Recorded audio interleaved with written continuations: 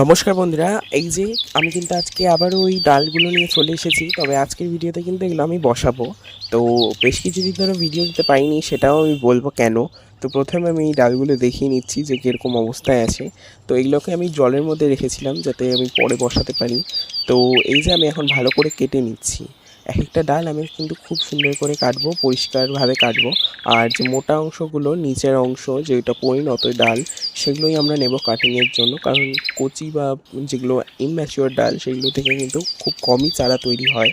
তো আমরা কিন্তু মোটা ডালগুলো বা মোটা অংশগুলোই কিন্তু আমরা নেব, বা হার্ড অংশগুলোই আমরা নেব। তো এই যে এটা কিন্তু নীল জবা। আর এবার আমি কিন্তু বসাবো, তো তার জন্য নিয়েছি একটি খালি টব। তার মধ্যে কিন্তু আমি ভরে রেখেছিলাম মাটি। আর মাটির সাথে কিছুই দেইনি, সারও দেইনি আমি, কিন্তু কিছু পরিমাণ শুধুমাত্র বালি মেশানো আছে। তো আর এখন এক একটা করে কাটিং আমি কিন্তু বসিয়ে দিচ্ছি। আর বেশ কিছুদিন ধরে আমি ভিডিও দিতে পারিনি, তার কারণ আমার শরীরটা বেশ খারাপ ছিল। তা আমার গলা দেখে নিশ্চয়ই বুঝতে পারছেন আপনারা, মানে শুনে।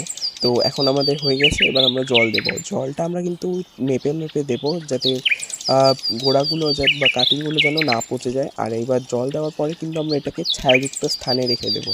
তবে আজ চলি, দেখা হবে একটি নতুন ভিডিওতে। ভালো লাগলে লাইক, শেয়ার, সাবস্ক্রাইব করবেন।